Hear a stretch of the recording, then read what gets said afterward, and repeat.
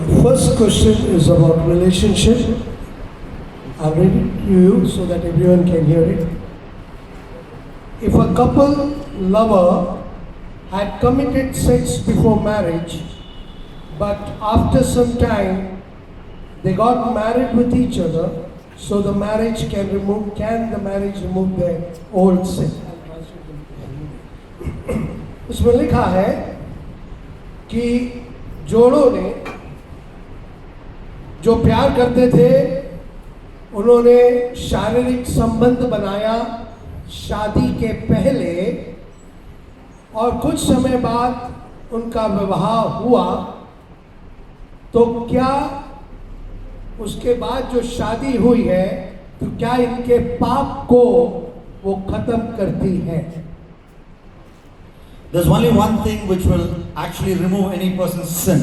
केवल एक ही बात है जो सही मायने में किसी के भी पाप को दूर कर सकती है. The Bible says that is the blood of Jesus Christ. और बाइबल ये हमें बताती है वो है प्रभु यीशु मसीह का पवित्र लहू. Any sin, printed sin, unprintable sin, mentionable sin, sin which you can't mention, Jesus' blood is so powerful. His grace is so great. You know, it can cover any sin. When a person who has committed that sin comes to him in repentance and faith. पाप लिखा जाए या ना लिखा जाए, बोला जा सके या ना बोला जा सके, चाहे कितना भी गहरा और गंदा पाप क्यों ना हो, परंतु जब वो व्यक्ति जिसे पाप किया है वो प्रभु यीशु के सन्मुख आता है, तो प्रभु यीशु मसीह का लहू सब गहरे पापों गाढ़े पापों को भी मिटाने के लिए शक्तिशाली है. Now we are talking about a couple who have had sex before marriage and now they are married. हम एक ऐसे जोड़े के बारे में बात कर रहे हैं जिन्होंने शादी से पहले अपने शारीरिक संबंध को बनाया. What has happened. जो हुआ सो हो गया. They should not dwell in the past, but as Paul says to the Philippian church, they should press forward, look forward together. जो हो गया सो हो गया. अब वो जो उनके जीवन में हो गया, बीती बातों में वो ठहरे ना रहते हुए, पौलुस ने जैसे फिलिपियों को लिखा कि हम आगे की ओर बढ़ते जाएं और हम जोर लगाकर निशाने की ओर दौड़ते चले जाएं. They should love each other.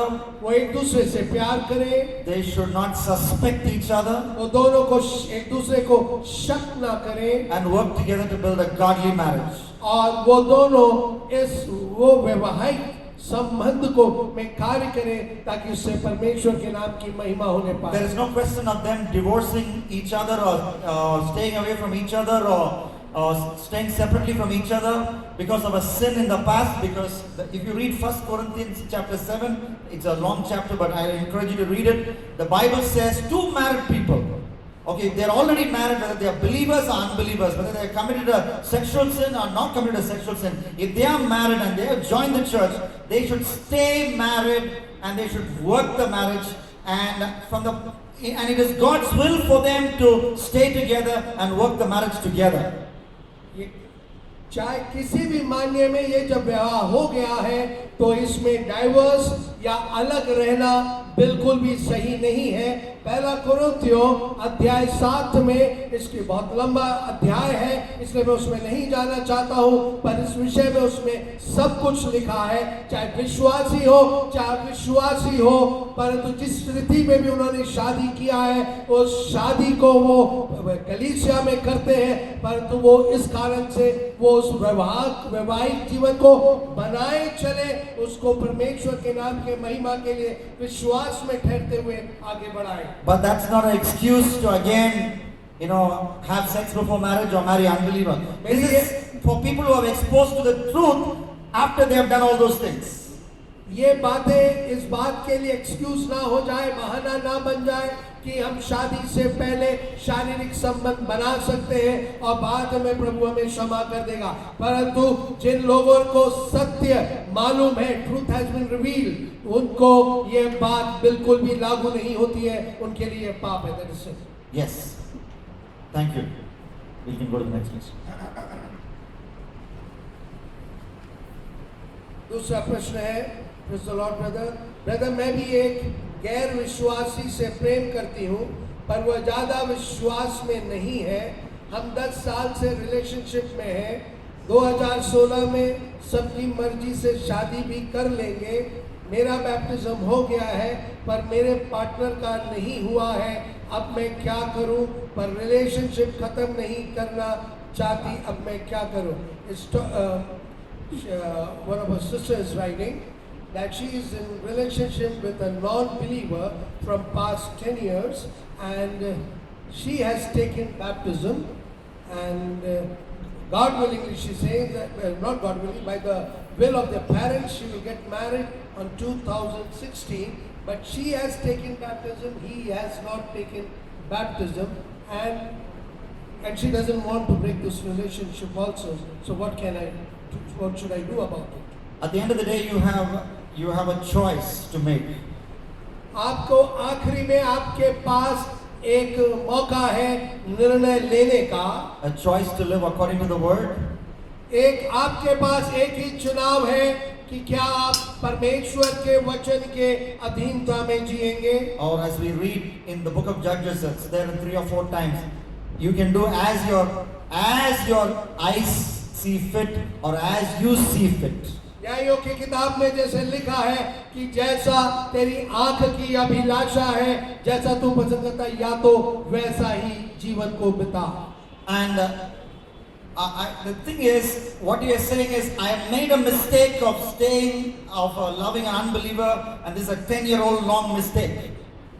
आप जो कह रहे हो वो ये कह रहे हो कि मेरे से एक गलती हुई है कि मैं एक अविश्वासी के साथ पिछले 10 साल से संबंध में हूँ। So I have a solution for the cure for this mistake. मेरे पास आपके लिए एक सुझाव है कि आप जो जिस गलती को की है। That's what you're saying. You're saying to me, I have a solution for my mistake, 10-year-old mistake. No, I'm trying to answer the question. You're telling me, Brother Duke Jairaj, I have a solution for my 10-year-old mistake. You listen to me. आप अभी क्या कर रहे हैं कि आप बता रहे हैं, ब्रदर ड्यूक जयराज, मैंने 10 साल से ऐसे गलती की है, ये ऐसा हादसा मेरे साथ हो गया, आप मेरी बात को सुने। And that solution is to commit another mistake. अब वो जो निर्णय आप बता रहे हैं, उस निर्णय या उस चुनाव से आप एक और गलती करने जा रहे हैं। To marry that person. कि आप वो गलती क्या होगी कि आप उस लड़के से शादी करेंगे। You know, doesn't matter how long your foolishness has been, doesn't matter how long your mistake has been. You know, when you come to God, when you come to Christ, now you need to have the trust and faith that what He says for you is actually good for your life, and you need to be willing to repent of that and leave all matters to Him. If you do that, if you have that trust in Him, trust me, God will make everything beautiful in His time in your life. आपका संबंध बीते कितने साल से भी क्यों ना हो, आपकी गलतियां कितने सालों पुरानी क्यों ना हो, परंतु आप प्रभु यीशु मसीह के सन्मुख जब आते हैं तो वो आपके लिए, आपको ये विश्वास करना होगा कि उसका निर्णय आपके लिए सर्व उत्तम है, और आप उसे जो वचन में जो दिया है आपके लिए, वो आपके लिए सर्वप्रथम और उत्तम है। And talking about baptism, you know, I don't think baptism is important. I have been baptized, I preach baptism. But when you're talking about baptism to a person who doesn't even know Jesus as a personal savior, he will tell you, for you, why I take one time baptism, 7 times also I'll take baptism. कि जो मैं बपतिस्मा के बारे में प्रचार करता हूँ, परंतु जो व्यक्ति को बपतिस्मा के बारे में नहीं मालूम है, वो व्यक्ति कह भी लेगा कि आपको पाने के लिए बोलेगा मैं एक बार नहीं 7 बार बपतिस्मा ले लूंगा। You're not understanding the mode he is in. He is in love with you, and he's saying, अगर तुम कहोगे, I can collect all the stars in the sky and give it to you. अगर तुम कहोगे, I can catch all the butterflies in the world and give it to you. अगर तुम कहोगे, if you tell me I can get baptized 100 times also, no problem.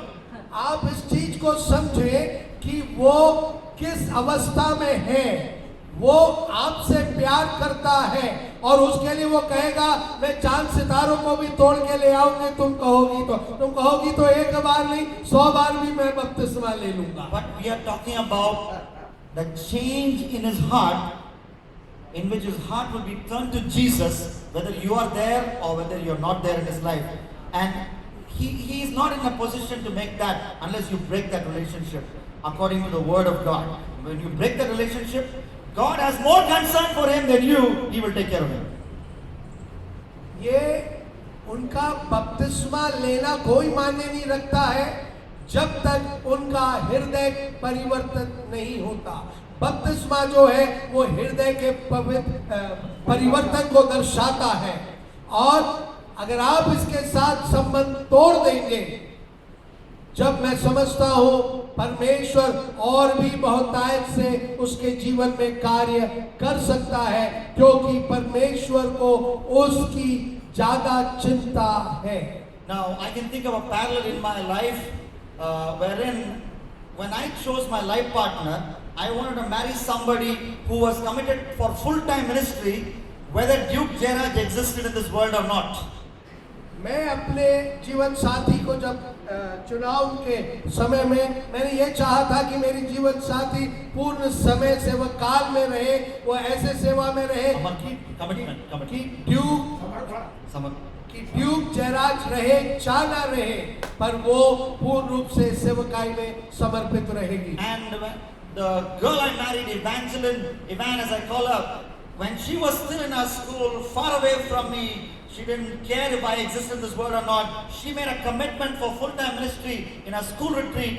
Why? And while I, in another retreat, at another time, in a Blessing Youth Mission camp, I gave my life a full-time ministry as a 13-year-old. Okay, and then God brought us together. So that relationship will hold because we are in serving Jesus. We are in the full-time ministry, and it doesn't have anything to do with each other. It's got to do with our individual relationship with the Lord.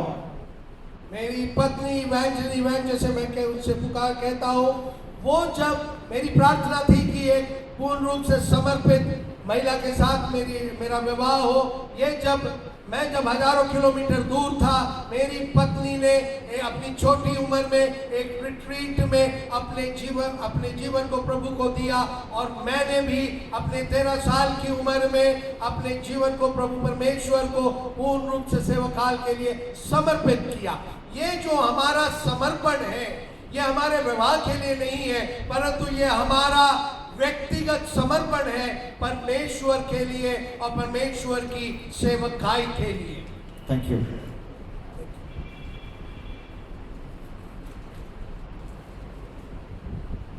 अगला प्रश्न है, प्रभु को जानने और अर्थात नए जन्म पाने के व्यभिचार में गिर जाने से तो हम उससे कैसे निकले? क्या परमेश्वर मुझसे नाराज है?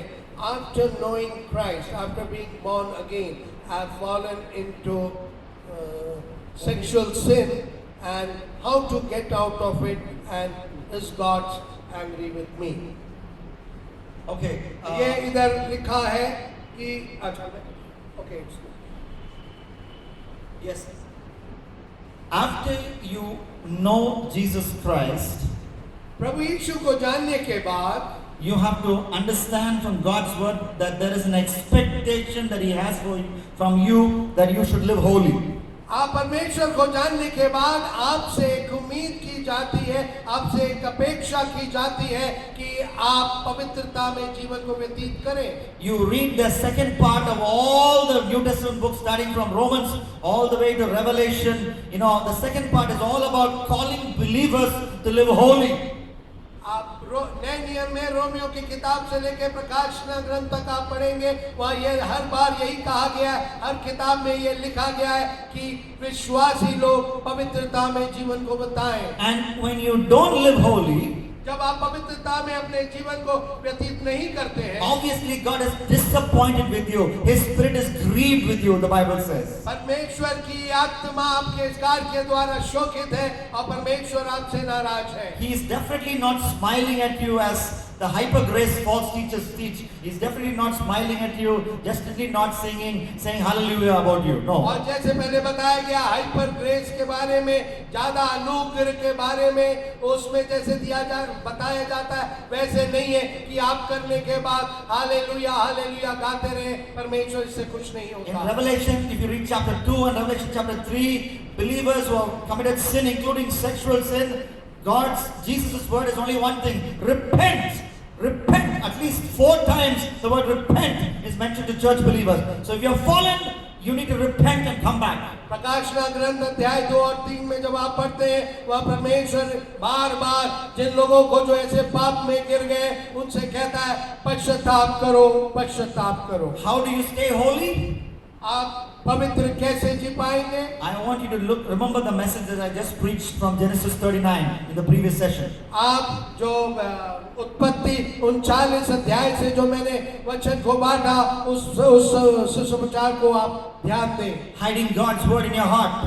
आप परमेश्वर के वचन को अपने हृदय में संजोए रखें। Walking in the Spirit. आप आत्मा में चलें। There's one thing which I didn't mention.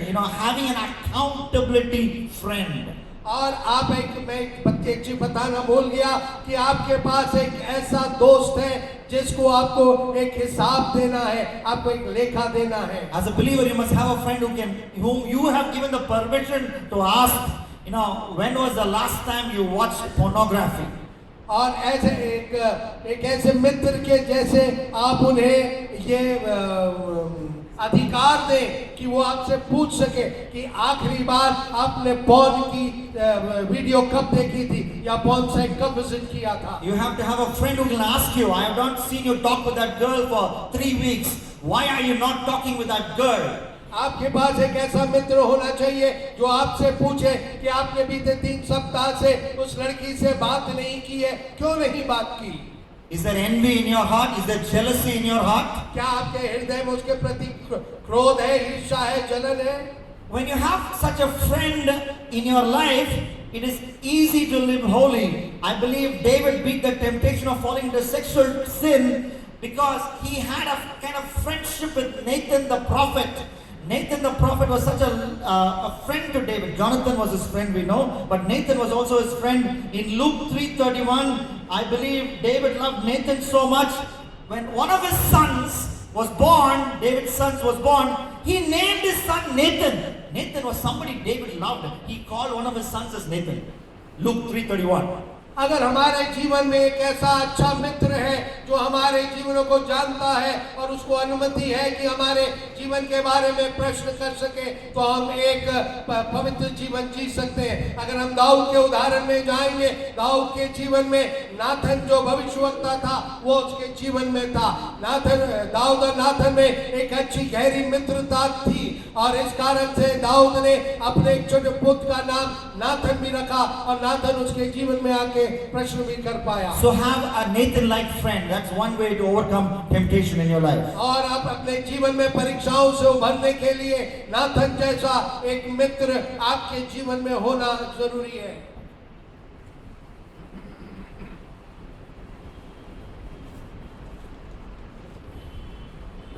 अगर विश्वासी बपतिस्मा लेने के बाद गलती करता है, जैसा व्यभिचार, हत्या, गाली गलौज, न्याय के समय प्रभु के सामने इस व्यक्ति के सारे पापों को दिखाया जाएगा, सब साफ किए जाएंगे। परिवार अगर विश्वासी बपतिस्मा लेने के बाद गलती करते हैं, so a believer, after taking a baptism, he does lot of mistakes like he fallen sins, kills, and he abuses, and during does such kind of sins, and during the time of judgment in front of the Lord, when all these sins shall be shown, or will this sin will be washed by the blood of Jesus? Okay, I want you to read Romans chapter 8 and verse 1. Romeo 8 अध्याय 8 पहली आयत को पढ़ेंगे। The Bible says there, Bible हमें यूं बताता है, therefore there is no condemnation for those who were once were in Jesus. That's what it says, no? What does it say? Therefore there is no condemnation. We're talking about the final condemnation day, final day of judgment. There is no condemnation for who? You tell me. आप बताएं। Those who it's a present continuous tense. It's talking about a daily living deep relationship with Jesus, not one step forward and 10 steps backward. यहाँ लिखा है Romeo 8:1 में, अतः अब जो मसीह यीशु में है उन पर दंड की आज्ञा नहीं। किन के बारे में लिखा है? जो निरंतरता में परमेश्वर के साथ है।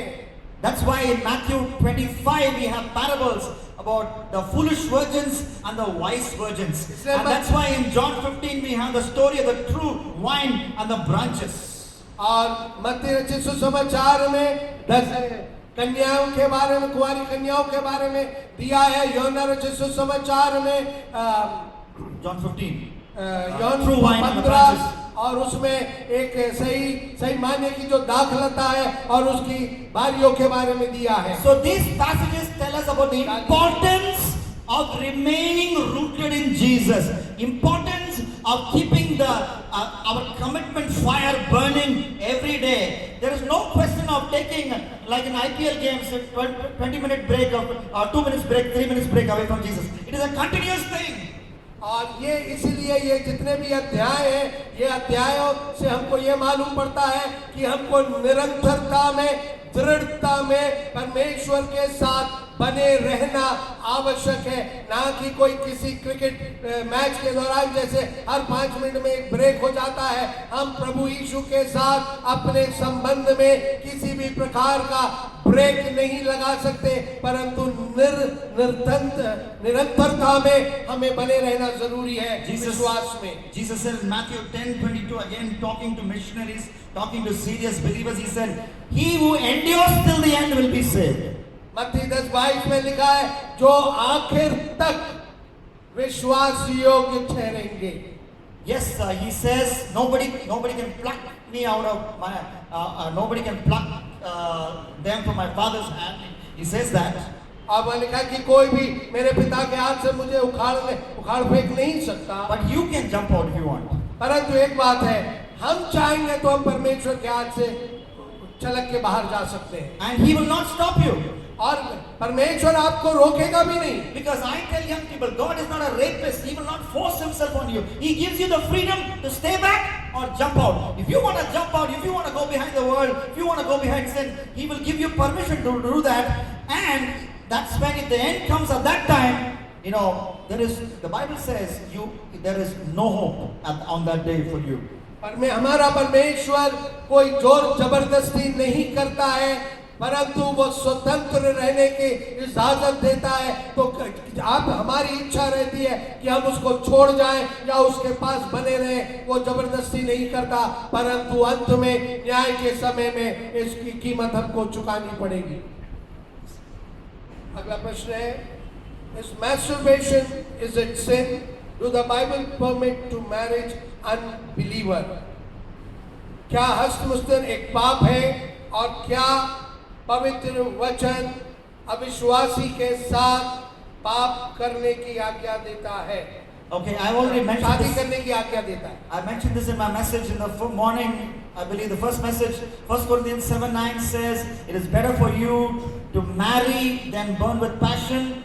Bible nowhere encourages us to masturbate. It could have, if masturbation is something God wants you to do, the Bible could have easily said there, you know, till you get married, it is better for you to masturbate than burn with passion. And after you get married, you know, you have your wife. No, it doesn't say that. The Bible says it is better to marry than burn with passion. It never encourages masturbation. परमेश्वर का वचन, जैसे सवेरे मैंने वचन में कहा, पहला कुरिन्थियों 7:9 वह कहता है कि पाप में गिरे रहने से अच्छा, अपनी अभिलाषाओं में गिरे रहने से अच्छा है कि आप शादी कर लें। तो हस्तमुस्तन जो मैस्टरबेशन है वह पाप है। नहीं तो परमेश्वर यूं कह देता कि आप ऐसा करते रहे और शादी ना करें।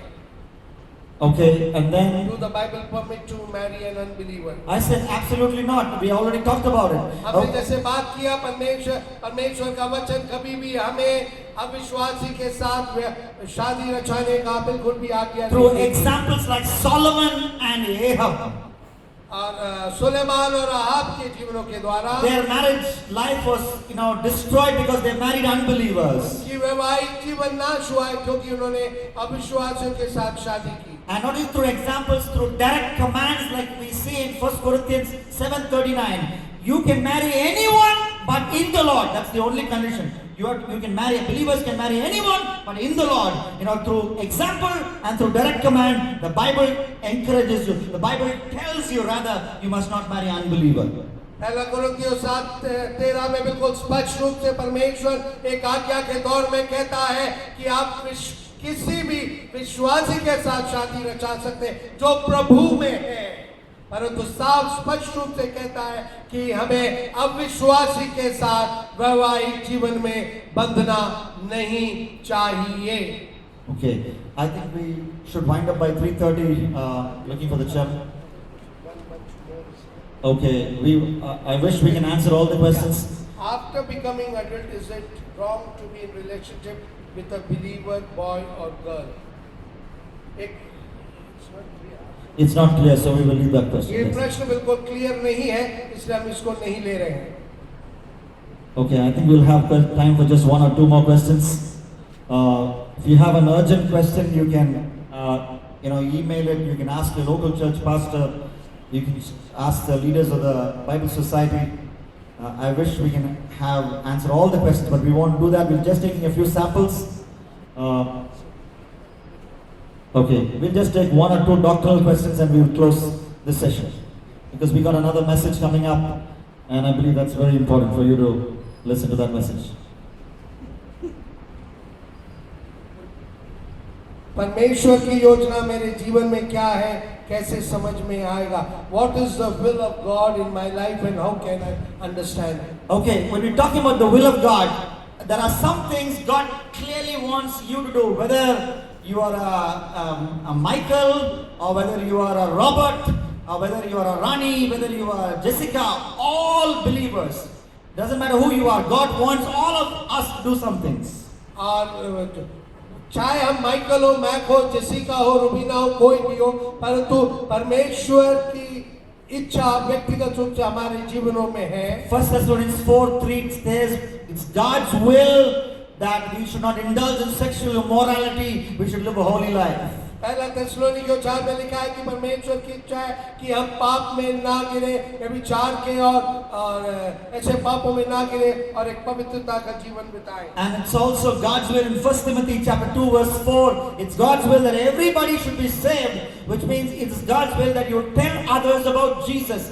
Everyone you meet, as many opportunities as you have, you use it to preach the gospel. It's God's will. There's no two ways about it. पहला तिमोथी 2:4 में लिखा है कि परमेश्वर की इच्छा है कि सारे मानव जाति उद्धार को पाए। इसलिए ये भी हमारा परम कर्तव्य और परमेश्वर की इच्छा हमारे जीवन से होती है कि हम परमेश्वर के बारे में दूसरों को बताएं। But your question is maybe, how can I know there are 10 believer boys? How can I choose one among them?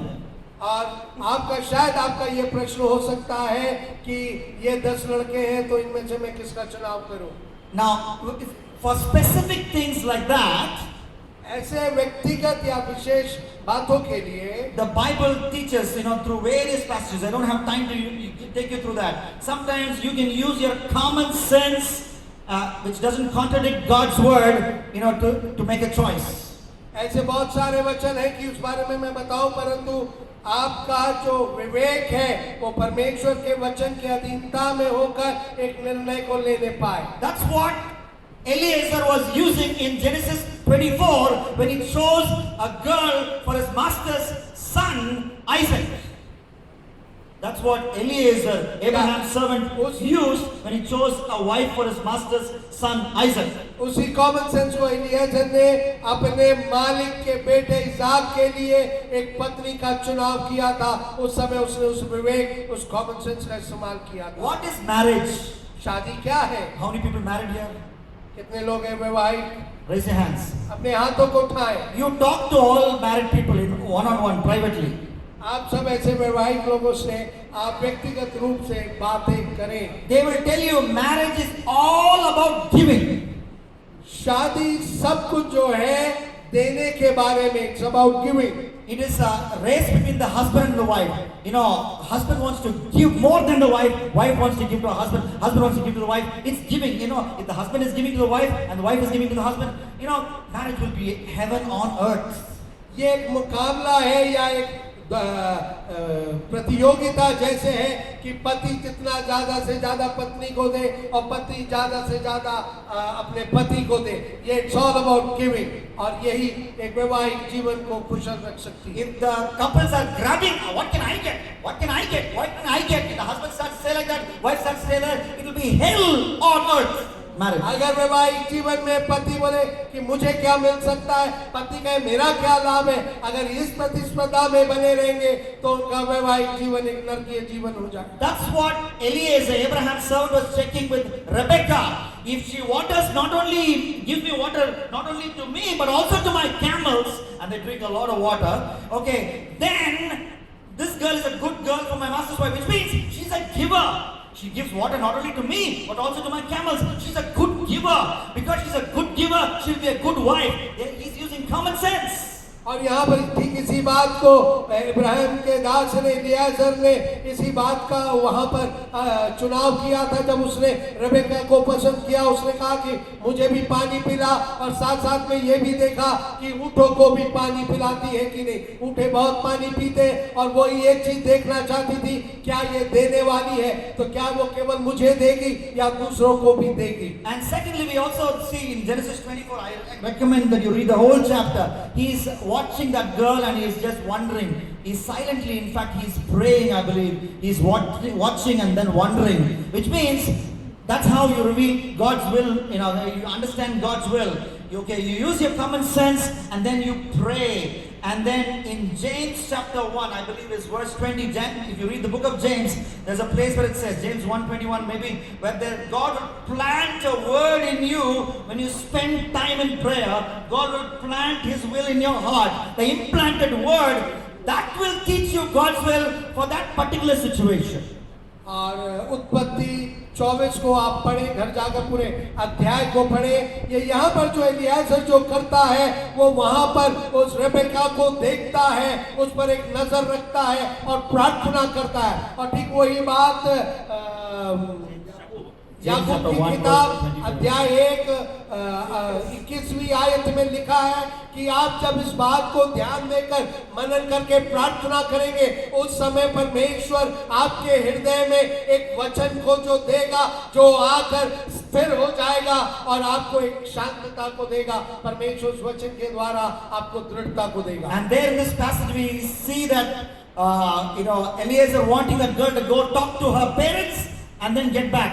And then when we read book of Proverbs, the Bible says when we take crucial decisions in our life like marriage, it is always good to take the advice of elders, of parents who are guided in turn by the Bible. इसलिए हम वहाँ पर देखते हैं कि एलीएज़र ने Rebecca से कहा कि अब जाकर अपने माता पिता से वो बात कर लौट के आती है। वही बात हम नीति वचन में देखते हैं कि कहा जाता है कि बच्चे अपने बुजुर्गों और अपने माता पिताओं का कोई भी निर्णय लेने से पहले उनके साथ वार्तालाप करें, और ऐसे और वो माता पिता जो वचन के अधीनता में है, उनको ज्यादा मदद कर पाएंगे। So you are confused, talk to your local church pastor, talk to your godly parents who walk according to the Bible, and get their advice before zeroing on the decision, and that will be God's will for you. और आखिर में मैं ये बात कहूँगा कि आपके कलीसिया के पासवान, आपके माता पिता जो वचन के अधीनता में चलते हैं, उनसे आप सलाह मशवरा लें किसी भी प्रमुख निर्णय को लेने से पहले।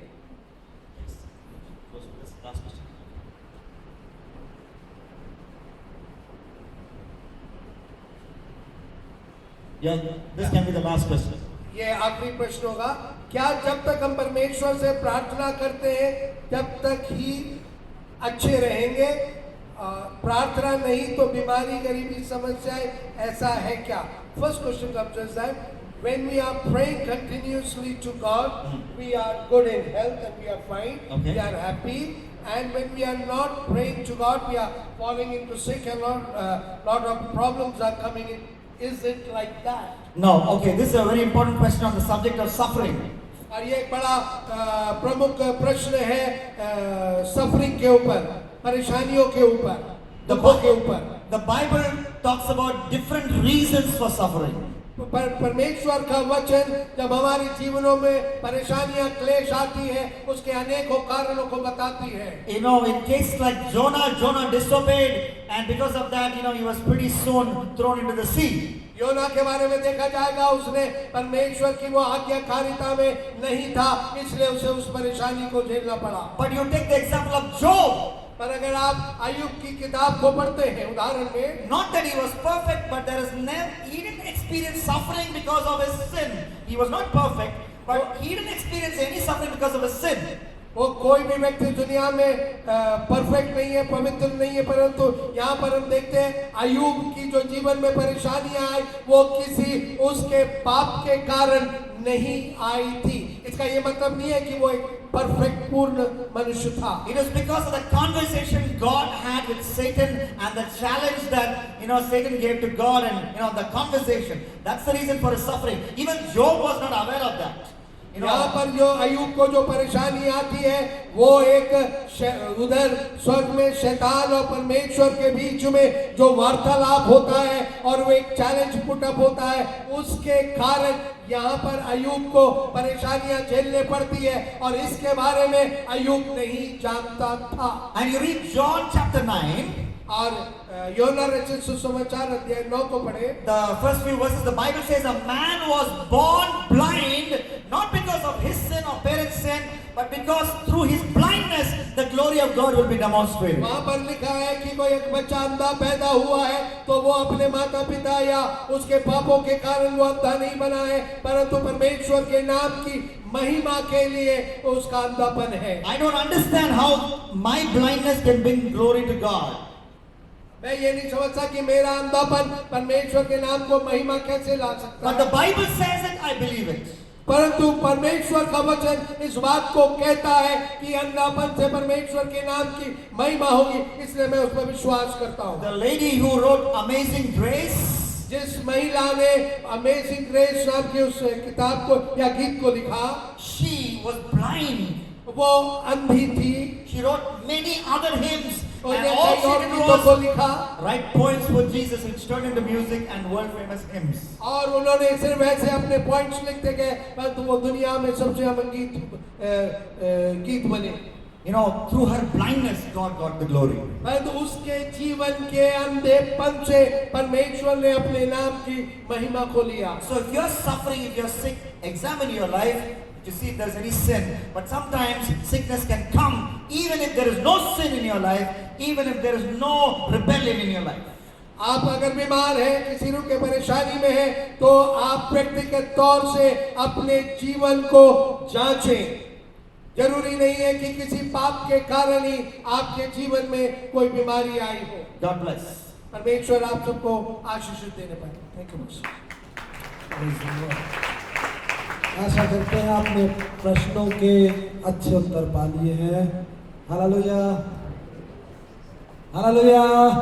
जल्दी से क्वायर सामने आ जाए। आइए हम सब खड़े होकर के उस जीते परमेश्वर की आराधना करेंगे।